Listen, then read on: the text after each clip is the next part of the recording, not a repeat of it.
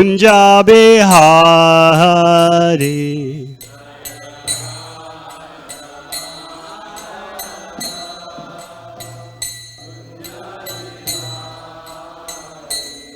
Jaya Radha Madhava Kunja-bihari.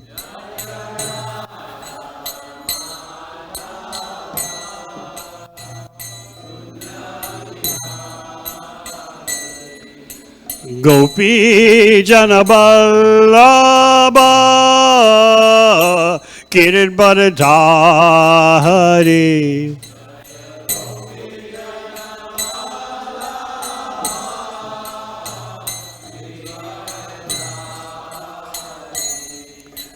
Gopi Janaballabha Giridharadhari.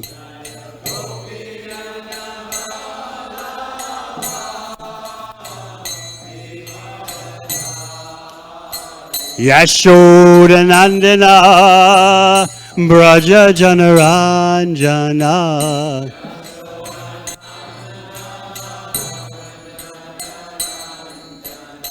Yamunatira Vanachari.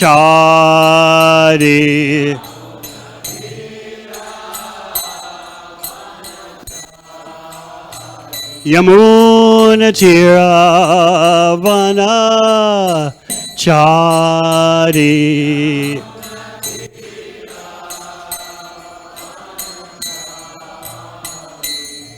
Jaya Radha Madhava Kunja-bihari.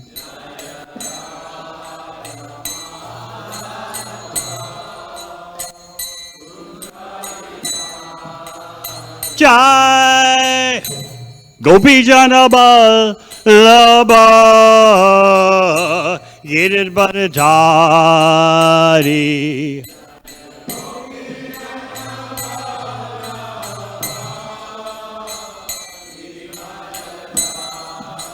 Jai Gopi Janaballabha Giridharadhari.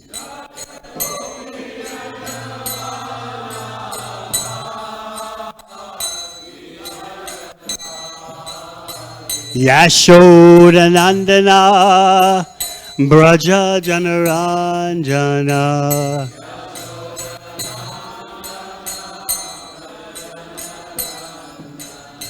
Yamunatira Vanachari.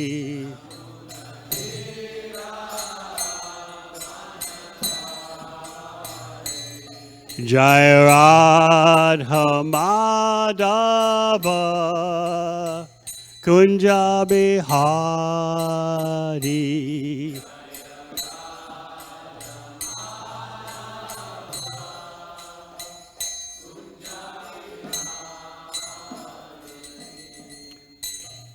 Jai Shabam Sabadarajakachaya. Stote Satasishimari Si Bhaktivedanta Swami Srila Prabhupada Ki. Jai Om Vishnubham Sabadarajakachaya. Stote Satasishimari Bhakti Siddhanta Saraswati Thakur Prabhupada Ki. Go Premanandi.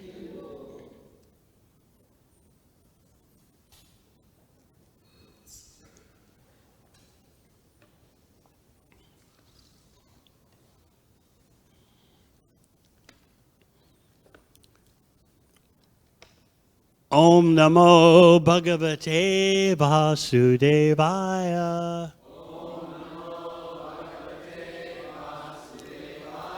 Om Namo Bhagavate Vasudevaya.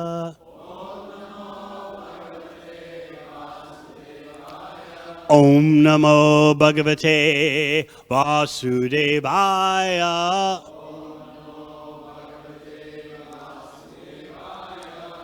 Srimad Bhagavatam, Canto 3, Chapter 25, The Glories of Devotional Service. Text 20. prasaṅgam ajaraṁ pāśam ātmanaḥ kavayo viduḥ seva sādhuṣu kṛto mokṣa-dvāram apāvṛtam prasaṅgam ajaraṁ pāśam ātmanaḥ kavayo viduḥ seva sādhuṣu kṛto mokṣa-dvāram apāvṛtam prasaṅgam ajaraṁ pāśam ātmanaḥ kavayo viduḥ seva sādhuṣu kṛto mokṣa-dvāram apāvṛtam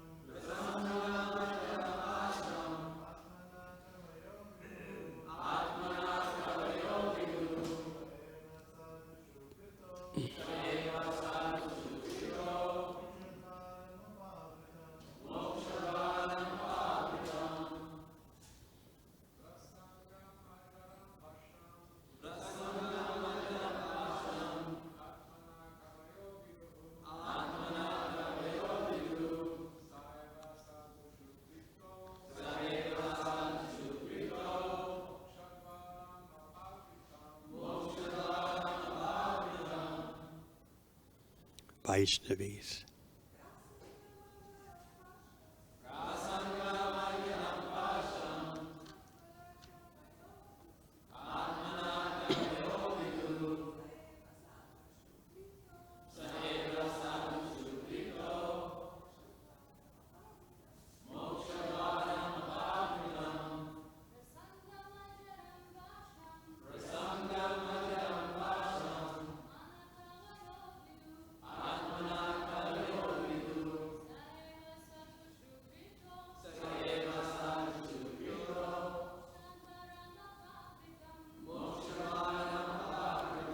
Prasaṅgam, attachment. Ajaraṁ, strong. Pāśam, entanglement. Ātmanaḥ, of the soul. Kavayaḥ, learned men. Viduḥ, know. Sa eva, that same. Sādhuṣu, to the devotees. Kṛtaḥ, applied. Mokṣa-dvāram, the door of liberation. Apāvṛtam, opened. Translation. Every learned man knows very well that attachment for the material is the greatest entanglement of the spirit soul. But that same attachment, when applied to the self-realized devotees, opens the door of liberation. Purport. Here it is clearly stated that attachment for one thing is the cause of bondage in conditioned life, and the same attachment, when applied to something else, opens the door of liberation. Attachment cannot be killed. It has simply to be transferred. Attachment for material things is called material consciousness. And attachment for Kṛṣṇa or his devotee is called Kṛṣṇa consciousness. Consciousness, therefore, is the platform of attachment. It is clearly stated here that when we simply purify the consciousness from material consciousness to Kṛṣṇa consciousness, we attain liberation.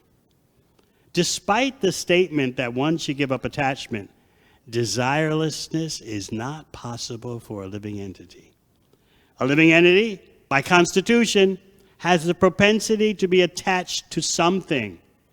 We see that if someone has no object of attachment, if he has no children, then he transfers his attachments to cats and dogs. This indicates that the propensity for attachment cannot be stopped. It must be utilized for the best purpose. Our attachment for material things perpetuates our conditioned state. But that same attachment, when transferred to the Supreme Personality of Godhead or his devotee, is the source of liberation. Here it is recommended that attachment should be transferred to the self-realized devotees, the sadhus. And who is a sadhu? A sadhu is not just an ordinary man with a saffron robe or long beard. A sadhu is described in Bhagavad Gita as one who unflinchingly engages in devotional service. Even though one is found not to be following the strict rules and regulations of devotional service, if one simply has unflinching faith in Kṛṣṇa, the Supreme Person, he is understood to be a sadhu. Sadhu eva samantavya. A sadhu is a strict follower of devotional service. It is recommended here that if one at all wants to realize Brahman or spiritual perfection, his attachment should be transferred to the sadhu or devotee. Lord Chaitanya also confirmed this. Lava matra sadhu sange sarva siddhi hoy. Simply by a moment's association with a sadhu, one can attain perfection. Mahatma is a synonym of sadhu. It is said that service to a Mahatma, or elevated devotee of the Lord, is dvaram ahur vimukte, the royal road of liberation. Mahatsevam dvaram ahur vimuktes tamo dvaram yoshitam sangi sangam. Rendering service to the materialists has the opposite effect. If anyone offers service to a gross materialist or a person engaged in sense enjoyment, then by association with such a person, the door to hell is open. The same principle is confirmed here. Attachment to a devotee is attachment to the service of the Lord, because if one associates with a sadhu, the result will be that the sadhu will teach him how to become a devotee, a worshiper, and sincere servitor of the Lord. These are the gifts of a sadhu. If we want to associate with a sadhu, we cannot expect him to give us instructions on how to improve our material condition. But he will give us instructions on how to cut the knot of the contamination of material attraction and how to elevate ourselves in devotional service. That is the result of associating with a sadhu. Kapila Muni, first of all, instructs that the path of liberation begins with such association. Translation again. Every learned man knows very well that attachment for the material is the greatest entanglement of the spirit soul, but that same attachment, when applied to the self-realized devotees, opens the door of liberation. Om Gana Chimarandasya Gyananjana Shalakaya Chakshurun Militang Yena Tasmai Sri Guruve Namaha. Jai Sri Kṛṣṇa Chaitanya Prabhu Nityananda Sri Advaita Gadadhar Sivasadi Gaur Bhakta Vrinda. Hare Kṛṣṇa, Hare Kṛṣṇa, Kṛṣṇa Kṛṣṇa, Hare Hare, Hare Rama, Rama Rama, Hare Hare. This verse outlines the career in bhakti. I'd like to point out that bhakti is a lifetime career. We shouldn't think of it as just something that is a phase we're going through and who knows what will come next. We should plan out our life strategically and deliberately, a life in Krishna's service. This is what Lord Chaitanya told to Raghunath Das, who kept trying to run away from home. Lord Chaitanya told him, it's not the time for that right now. Don't be crazy. Just think carefully. Be at home, do all your household affairs so perfectly that no one suspects that you're going to run away one day. Now bear in mind, the family of Raghunath Das, they were comparable to a billionaire's family. His father's brother were loaded. And they were devotees. They were such devotees that Haridas Thakur would have home programs at their house. And Raghunath Das's father was a favorite of Advaita Acharya. His father would go serve the lotus feet of Advaita Acharya. Yet Raghunath Das keeps trying to run away from that home situation. So what would you say? He's immature devotee? He's fanatical? No, his life is meant for association with Mahaprabhu and demonstrating the greatest example of renunciation. He was meant for something else. So we shouldn't think bad of his family life, but it wasn't for him. But you can understand the father, the mother being attached to such a wonderful son. He would run away and they would capture him because they had the resources and the manpower to fan out in the countryside and check all the roads, check all the paths, and they would always capture Raghunath Das again and again and again. His father was so wealthy, he had 11 persons watching his son. So like 5 watchmen, 4 personal servants, 2 Brahmana cooks. They waited on Raghunath Das hand and foot and kept a surveillance on him. But he kept trying to run away. Finally, he asked his father, please give me permission to go to Shantipur to see Mahaprabhu. So the father allowed him to go, along with a whole retinue of servants and cooks and watch persons. And so when Raghunath Das arrived at the lotus feet of Chaitanya Mahaprabhu, Lord Chaitanya, being omniscient, told him, don't be so disruptive. What you should do is stay at home for now.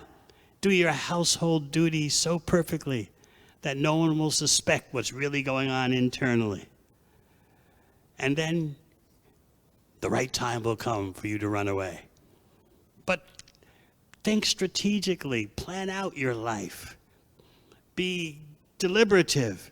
Step 1, step 2, step 3. So that's what Raghunath Das did. He went home and was the perfect son in terms of helping his father's business, family affairs. He was married. So he did that for a year, 1 year. And gradually the father slackened the guards. And so Raghunath Das tried to run away. In a far-off place, his father's men caught him, brought him back. And so Raghunath Das is back at home, and you can imagine the anxiety the mother is going through. And you know, when the mother's in anxiety, who's she going to put it on? So she put it on Raghunath Das's father. Oh, do something. How are you going to keep him at home? His own mother said, tie him up with a rope. And what did the father say? Look, what we've done to bind him, if that doesn't work, I don't know what will. He's got the opulence like Indra. He's got a wife as beautiful as an angel. If that doesn't do the trick, I don't know what will. He's a madman of Sri Chaitanya Chandra. It seems nothing can stop him. So indeed, the time did come when Raghunath Das could escape home. But the point is that Mahaprabhu told him, be careful, think about things, be deliberative, plan out things, step 1, step 2, step 3, and then the moment of Krishna's mercy when you can run away and join us in Jagannath Puri, that will happen. So our career in bhakti is all about attachment, transferring attachment from the material to the spiritual. Map out your life in that way. You've got this capacity for attachment. You can't kill it, as Prabhupada so eloquently explains in the purport. So what are you going to do with this propensity to be attached? How is your life going to deal with that? So here, this is the central battlefield, the make it or break it, so to speak, factor in your life. What am I going to do about my desire to be attached? How am I going to handle that? How progressively will I transfer the attachment from the material to the spiritual? So Lord Kapila Dev in this chapter is analyzing material nature. He's introducing that analysis. The coming chapters will be very analytical and very detailed about material nature. But when Kapila Dev teaches you about prakriti, material nature, he's always pointing out the Purusha, the Supreme Person behind it all. And he's describing the form of the Supreme Person. So he's not just giving an expose of how Maya works. That's definitely there. But he's pointing out who is behind it all and who we should be seeing behind it all. In the purport, Prabhupada talks about fake sadhus, real sadhus. How real sadhu don't expect instructions on how to improve your material life. Instead, expect instructions on how to cut the knot of material contamination. Sometimes Lord Chaitanya, Lord Nityananda can be baffling. They were walking together and they came upon a tamasic so-called sannyasi, Durga worshiper. These kind of so-called renunciants engage in sensuality, intoxication, and so forth, meat eating, and they justify it as Durga Puja. So Mahaprabhu and Nityananda came upon such a person. And Lord Chaitanya amazingly says to him, "Who are you? Why has it been so long since I've met you? Where have you been all this time?" And the tantric so-called sannyasi was very pleased to hear such a cordial greeting. And he began to explain to Lord Chaitanya he would name all the tantric so-called sannyasis in the whole region because he was excited. Mahaprabhu, he knows Sankirtan. He knows. Approach him. "How are you? Where have you been? Where are you coming from? How come I haven't seen you all my life?" And so the tantric sannyasi started talking, bubbling. "I can tell you all of the tantric sannyasis in this area." And then he was so enthusiastic. He said, "Please come to my temple. We'll have nice bliss drinks." Alcohol. So Lord Chaitanya said, we're coming. You go home first and prepare the place." So the tantric sannyasi was very happy. "Oh, he's coming. He raced home to his temple to prepare the drinks. But Lord Chaitanya never showed up. But Vrindavan Das Thakur points out that by Lord Chaitanya's good wishes upon this sinful person, that person could begin his spiritual life. Maybe he wouldn't reach perfection in this lifetime, but in a future lifetime. But there's another example, even more dramatic. Lord Chaitanya, he's still Vishwambar. He hasn't taken sannyas yet.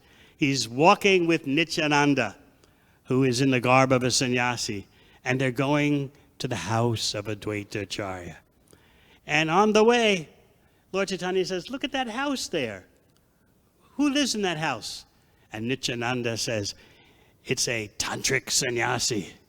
So Lord Chaitanya says, "Let's go. Let's go." And Mahaprabhu offers obeisances to the tantric sannyasi and calls him Goswami. And the tantric sannyasi, who's addicted to alcohol, sensuality, you name it, meat eating, he's very pleased to see the form of Gauranga, the face, the limbs, the golden complexion. So he decides to give Mahaprabhu a blessing. I bless you that you will have nice family life, a good wife, learning, and wealth. And Lord Chaitanya says, go, Swami. What kind of benediction is that for you to offer? You should be offering Krishna's mercy. And what does the tantric sannyasi say? Just see the nature of the age of Kali. Here I am giving such a benediction, and not only is it not appreciated, but I'm being criticized. Just see what the world is coming to. So Lord Chaitanya explains that a real benediction is what brings about devotional service. Only that kind of benediction can have value. The tantric sannyasi looks at him and says, how can you live in this world without sensuality and wealth? These things are expected. What's the use of living if you don't have these things? And he said to Lord Chaitanya, if you're practicing bhakti, how does that put food in your belly? You need economic advancement to put food in your belly. So Lord Chaitanya explains. He gives him 3 basic refutations. He says, number 1, your fever comes to you. A fever comes to your body without your asking for it, but it still comes. Number 2, whatever you get to eat is according to your karma. And number 3, if having a nice, beautiful partner, having wealth is so important and so crucial, why at the time of death is it all taken away? If those things are meant to be the essence of life, then why are they yanked away from you at the time of death, which can come at any moment? So in other words, Lord Chaitanya is explaining, your material happiness and distress is already factored by your karma. You should be endeavoring for devotional service. What was the tantric sannyasi's reaction? Just see, I have been to the whole world. He considered the whole world, all the holy places in India. I've been to the whole world. Hardwar, Rishikesh, Kashi, here, there. I'm so experienced, and I have to listen to this Brahmana Kumar, this young boy Brahmana, instructing me? Just see what the world has come to. He's nothing but a child, and he's instructing me? He's still sucking the milk from his mother's breast. And yet he thinks he's so experienced. Oh, this is how condemned the world has become. So Nityananda then inserts himself. Wait a minute. Go, Swami. This Brahmana boy is just a child. Don't take him so seriously. Nityananda cut in because the tantric sannyasi was concluding that maybe it's not the fault of this young Brahmana boy that he speaks such delusion, denying material sensuality, material economic growth. Maybe it's the fault of this sannyasi who he's traveling with. Maybe this sannyasi has polluted his mind and bewildered him with such crazy thoughts about devotional service and bhakti, being the ultimate, being the everything. So then Nityananda says to him, look, whatever this child is speaking, in other words, is of his own will, his own volition. Don't take it so seriously. You are such a great sage. You're such a great saint. So then the tantric sannyasi calmed down and said, please, let us have something to eat. At that point, Nityananda says, time for us to go.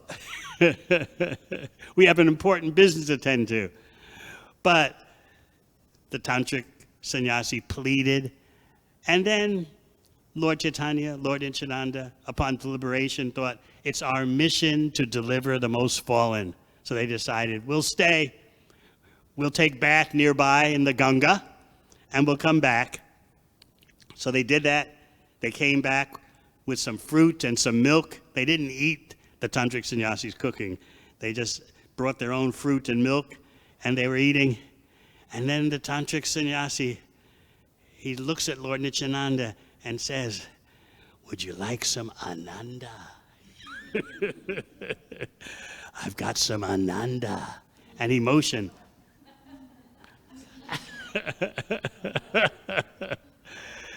So Lord Nityananda, he had already been to many holy places, so he knew what was going on.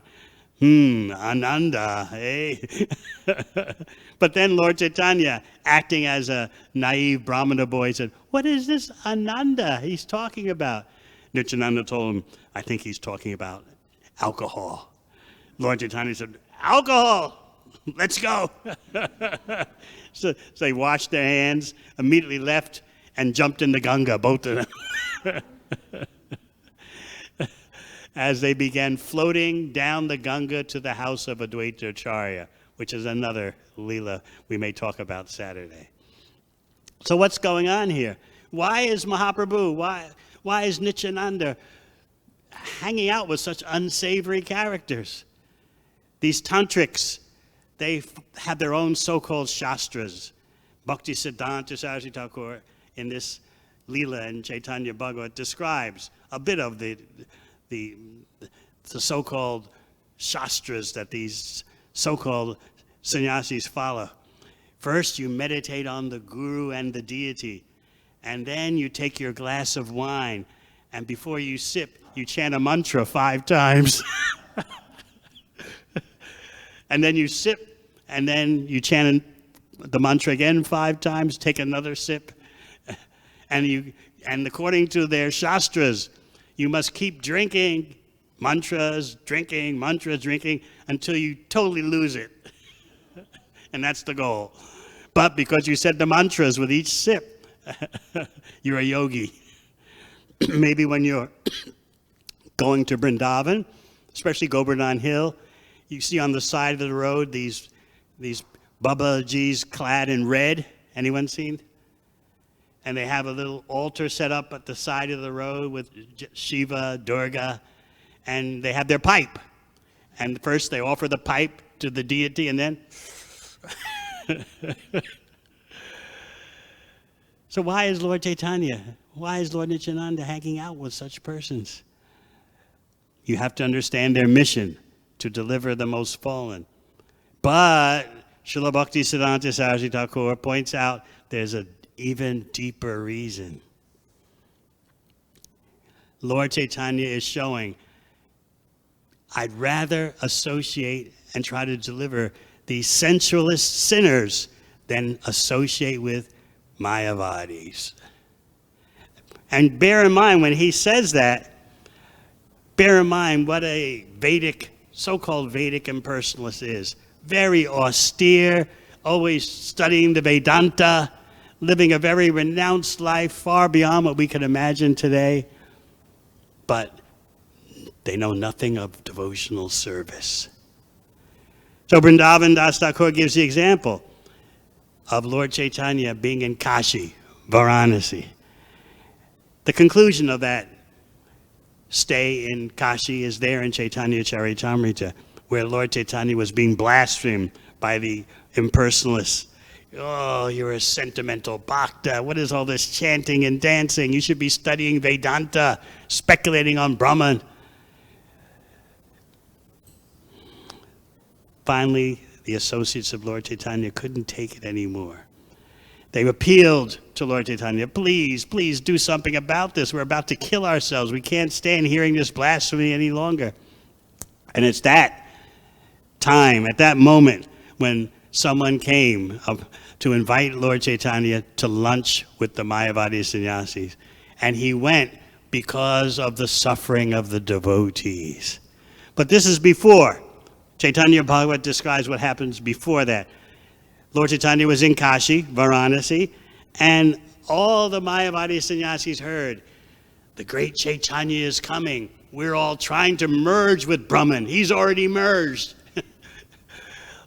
Surely he'll come meet with us. We're all of the same lineage. We're all from the line of Shankaracharya. Surely he'll want to mingle with us. But Lord Chaitanya would never go see them, never go associate with them. And they were very disappointed. In fact, Lord Chaitanya left Kashi at that time. He left without giving any notice. And when the Mayavadi sannyasis heard that, they were, how can he do this? He's one of us. He's one of our own. They were very disappointed. So Srila Bhaktisiddhanta Saraswati Thakur points out, just see, Lord Chaitanya avoided so strongly the association of these impersonalists, even though they were so pukka in their external behavior, austere, learned in Sanskrit, learned in the Shastras, but they were learned in everything except devotional service. They would deny the value of devotional service. So Lord Chaitanya is showing that better you be a sinful sensualist than someone who blasphemes the Supreme Personality of Godhead and his devotees by saying the Supreme Lord has no face, no activities, no qualities. Better you just be a sinful sensualist, because at least your sensuality can be counteracted by pious activity. But by being an offender of the Supreme Personality of Godhead and his devotee, what is the hope? What is the solution? There's none, except you have to beg for their mercy. So Lord Chaitanya is showing that. Yes, I went to the home of this sensualist drunkard tantric sannyasi. Yes, I responded favorably to an invitation from another tantric sannyasi. Even though I never went, I responded favorably. I'm showing you that these persons are better than the hardcore atheistic sannyasis who say everything is Brahman and Krishna's name, form, qualities, and pastimes are all mythological. They're all material. They're just a meditational device, a material meditational device until you reach Brahman, when you realize you are God, everyone is God. So Lord Chaitanya is showing, I'd rather avoid such persons and associate with sensualist drunkards and try to help them than to hang out with, have lunch with Mayavadi sannyasis.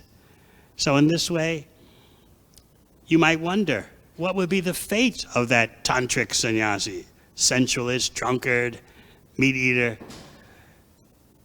Vrindavan Das Thakur points out that he may not attain perfection in this lifetime.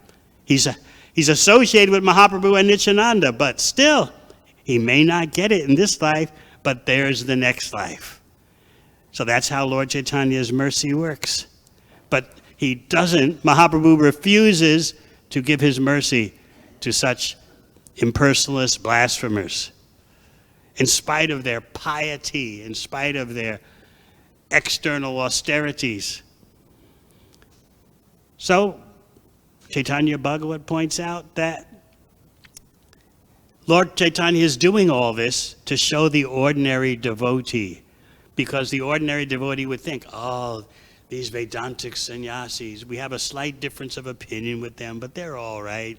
They're sadhus, they are renounced, they're austere, they're always studying Vedanta according to Shankaracharya. So yeah, they're a bit off, but look at the glories of their renunciation and their shastric study. But Lord Chaitanya is showing the tantric sannyasis are better. The drunkard, alcoholic, sensualist sannyasis, so-called sannyasis, they're better than these so-called Vedantic impersonalists. In this way, Mahaprabhu is educating the ordinary devotee, because the ordinary devotee tends to become bewildered. Oh, Swami so-and-so, look at the length of the beard. Look at how saffronish the saffron cloth is. Listen, he knows Sanskrit. Oh. So Lord Chaitanya is showing you, forget it. Better look towards the sensualists, better look towards the drunkards than associate with hardcore impersonalists who deny the name, form, qualities, and pastimes of the Supreme Personality of Godhead. Gauranga Mahaprabhu ki! Any questions?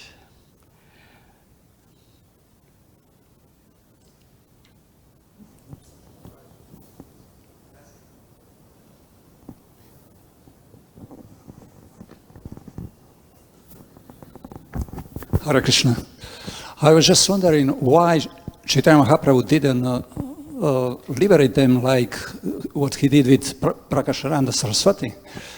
You know, he liberated all of them. So why he didn't do the same thing with them? The devotees in Kashi pleaded with Mahaprabhu, please do something about this. So because of the request of the devotees, Mahaprabhu went. The mercy of the devotee, that is everything. Chandrasekhar, Acharya, Tapan Mishra, they were pleading with him. We can't take it anymore, hearing all this blasphemy. You're being accused of being a sentimentalist. You're being accused of being bogus. Please, please do something about it. We're going to give up our life. So because of the request of the devotees, Lord Chaitanya went to the abode of the headquarters of the Mayavadi sannyasis, headed by Prakashananda Saraswati. And he gave Prakashananda Saraswati a chance to do service. Lord Chaitanya sat down on the floor near where the feet are washed, considered a dirty place. And that was a Sankirtan tactic. Prakashananda Saraswati came to that spot and extended his hand. Please, Goswami, let me help you out of that place. That's Lord Chaitanya engaging him in devotional service. So by the request of the devotees and by Prakashananda Saraswati just doing a little bit of service, the situation changed. Just consider this. In our speaker, was it Bhaktavatar yesterday? Or the day before? He was talking, he gave some statistics from Australia.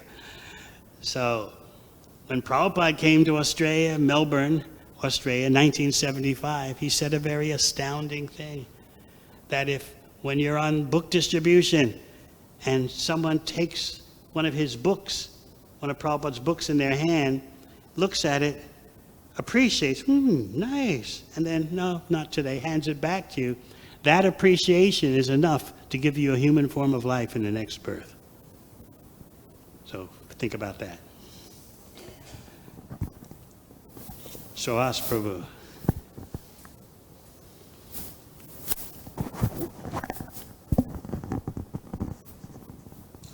In the purport, Srila Prabhupada says that we should associate with a sadhu, but he also said in the purport we can't expect him to give instructions on how to improve our material condition, but he'll give us instructions on how we can actually become worshippers of Kṛṣṇa. So how do we apply that in Krishna consciousness? In other words, you know, this is the material world.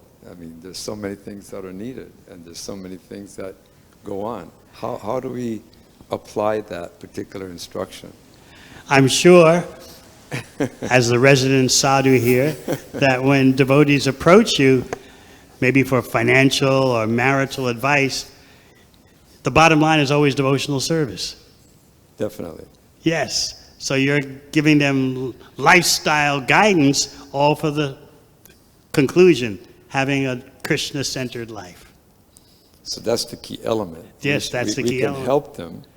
That's what Lord Chaitanya did with Raghunath Das. Wait a minute, what's all this running away? Just wait at home for the right moment. That right moment will come. Lord Chaitanya never told him, just stay at home and forget it. Just do your business and that's the end. No, he said, just do everything at home perfectly. The example given, like a wife who has a paramour. She does her household duties. I hope you never see such an example. But she does her household duties very carefully so the husband doesn't suspect. But in her heart, she's always thinking of the paramour. So Lord Chaitanya told Raghunath Das in that way, that you do your household duties so nicely, but in your heart only have the desire to serve Radha and Krishna, and the right time will come. So Lord Chaitanya was giving lifestyle advice centered on engaging in devotional service, just as I'm sure you do. So if any of you need good household advice, you know where to go. And you also know where not to go. Hint.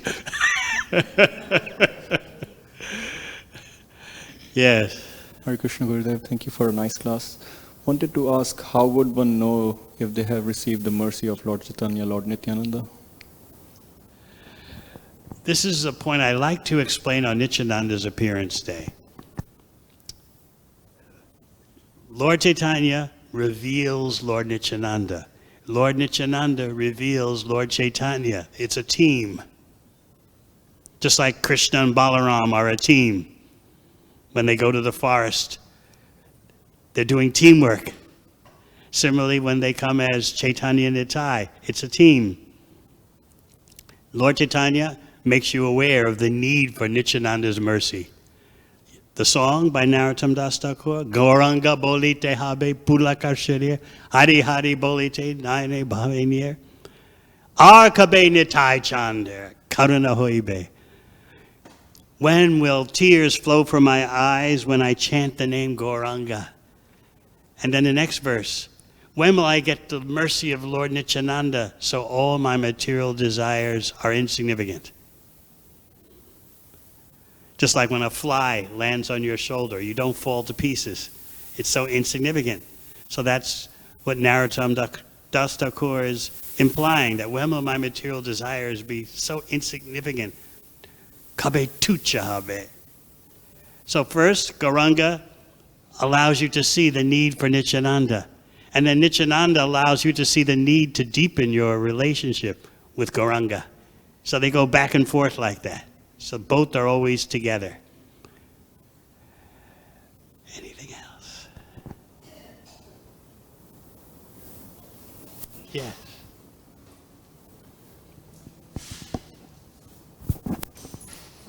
Hare Krishna Gurudev, thank you for a wonderful class. I was thinking about the point you mentioned, how Lord Chaitanya didn't want to associate with the Mayavadis, but he would rather associate with these swamis who are engaged in sensuality. And but then here we see Srila Prabhupada, every day we chant his pranam mantra like Nirvishesha Shunyavadi. So could you say something on that? You're not trying to convert Mayavadi sannyasis. You're not Mahaprabhu who can handle a Prakashananda Saraswati. But you're dealing with the ordinary people who are infected unconsciously and sometimes consciously by such concoction. You know, I'm just trying to be spiritual. I just, you know, the whatever, you know. and they expect you to nod your head. Yeah, the whatever. Yeah. Krishna, Durga, Shiva, whatever. I've had persons tell me, oh, you're into Krishna? I'm into scuba diving. Whatever gets you through the night, you know? Good on you. You got your thing. You got the Krishna thing. I've got scuba diving, rock climbing. It's all spiritual. My girlfriend is spiritual. And you're spiritual too. How nice. That's the result of pop Mayavad. People are generally, you'll rarely meet a hardcore. Sometimes you will, as Archita Prabhu was saying the other day. Someone sent a message on Facebook or something. When all is said and done, everything is just one. You'll rarely meet persons like that. You'll meet the pop impersonalist. They've just heard things. Yeah, I am he, and we are she, and the energy, yeah. That's generally the type of persons you'll meet. And if they talk too much nonsense, just pop a samosa in their mouth. Anything else? Yes.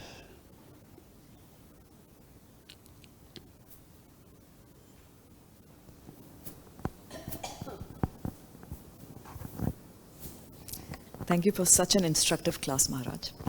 Maharaj, I'm just comparing the pastime that you mentioned, the interaction of Lord Chaitanya with the Tantric, and then his interactions with Jagaya and Madhai, who are also sensualist and alcoholic. But in that case, am I correct in my understanding that for Lord Chaitanya, the protection of his devotee was much more important than preaching? Because Well, Lord Nityananda was determined, I'm going to deliver these two. So the intent of Lord Nityananda was there. And not only that, but they had the nerve, those two had the nerve to, one of them at least, to attack Lord Nityananda. So both things were combined. Whereas this tantric so-called sannyasi, he wouldn't take the instruction of Mahaprabhu seriously. Although Mahaprabhu was explaining to him the conclusion that devotional service is the everything. What was the reaction of this bewildered sensualist? Oh, this is Kali Yuga. A young boy instructing me who knows everything, who's seen the whole world. This boy, this Brahmana Kumar, he's still being nursed by his mother's breast, and he's going to tell me about what is the most important? Still, Lord Chaitanya, Lord Nityananda, they stayed there enough to rest, bathe, and have lunch. But then when the Ananda thing came up, time to go. So you have to know when to leave, when enough is enough. And Mahaprabhu and Nityananda are demonstrating that, okay, this is a bit too over the top here. He's offering us alcohol. They immediately got up and left. Yes.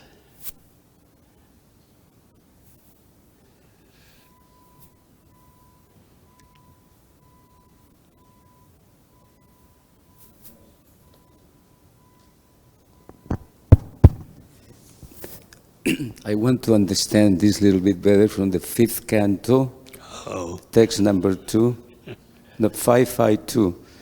And it says like this: one can attain the path of liberation from material bondage only by rendering service to highly advanced spiritual personalities.